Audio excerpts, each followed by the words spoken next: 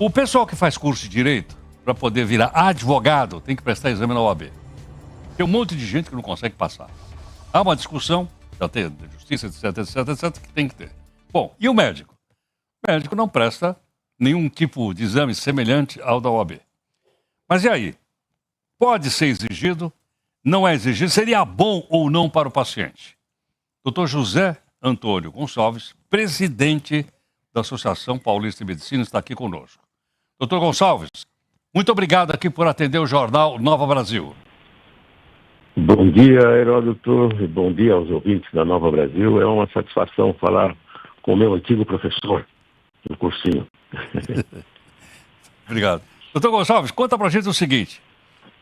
Exigir, então, dos novos médicos um exame semelhante ao da OAB, qual é a contribuição que isso traria para melhorar o atendimento e o relacionamento entre médico e paciente? Na realidade, hoje, isso é uma das bandeiras da Associação Paulista de Medicina e também da Associação Médica Brasileira, porque houve um crescimento desenfreado das escolas médicas. Para você ter uma ideia, Heródoto, de 1808 até 2003, nós tínhamos 126 cursos no nosso país, 50% públicos, com 12 mil vagas. De 2003 a 2012, abriram mais 76 cursos, sendo que 75% desses cursos eram privados, com mais 6 mil vagas. De 2013 a 2022, mais 187 cursos, 80% privados. Somaram mais 24 mil vagas. Hoje nós temos no Brasil aproximadamente quase 500 cursos, né? Somando 46 mil vagas aproximadamente. Né? Então esse é um número absurdo. E as entidades médicas não conseguiram controlar essa expansão desenfreada de escolas, e que não existem professores formados para isso, e que não existem campo de treinamento para isso. Em função disso, é que nós, há alguns anos, 4 ou 5 anos, estamos batalhando pelo exame de suficiência, né, que seria como o exame da ordem. Isso seguramente vai proteger a nossa população da má formação médica que vem acontecendo por conta desse aumento desenfreado de escolas sem nenhuma estrutura. Doutor Gonçalves, e a quem compete, então, estabelecer se isso vai ser obrigatório ou não? Há necessidade da aprovação de alguma lei no Congresso Nacional? Exatamente. Existe já um projeto de lei tramitando no Senado, de autoria do senador Marcos Pontes, o astronauta, exatamente fazendo obrigatório, tornando obrigatório o exame de proficiência ao final do curso médico. Isso, aliás, já é uma prática em quase todos os países, né, nos Estados Unidos, na grande parte dos países da Europa. Isso é uma prática corrente.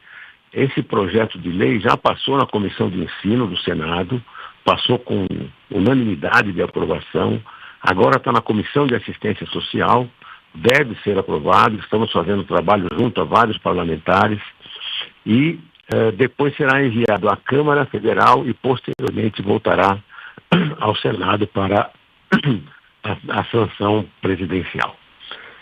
Doutor Gonçalves, há resistência do outro lado? Há resistência por parte dos cursos de medicina, inclusive esses que você acabou de citar, contra esse projeto?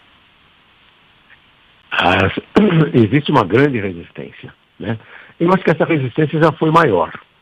Hoje, inclusive, né, existe uma tendência a se abrirem menos cursos do que os que foram abertos, porque já existe uma pletora, né?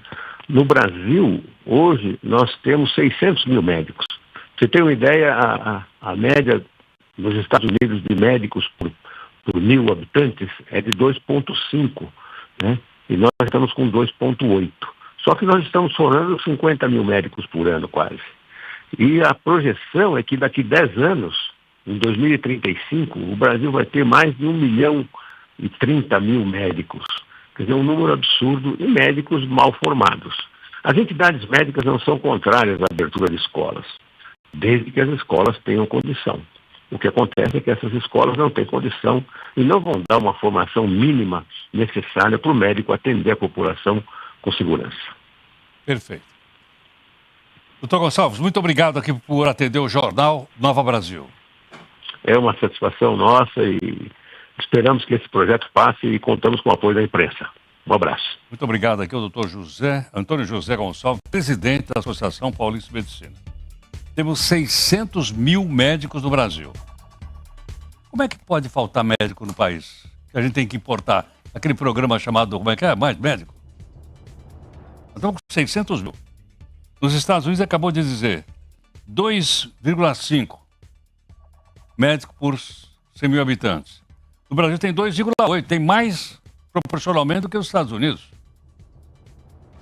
Em 2035 vai ter 1 milhão de médicos no país. E aí? Você que acabou de ouvir essas explicações, qual é a sua opinião sobre isso? Como é ser tratado, para a gente marcar uma consulta, se os cidadãos não têm uma avaliação? Como é que é isso aí? O que é que você pensa disso? Acho melhor a gente, Priscila, se mandar para o intervalo. A coisa vai ficar feia aqui. 8h26. Nova Brasil FM.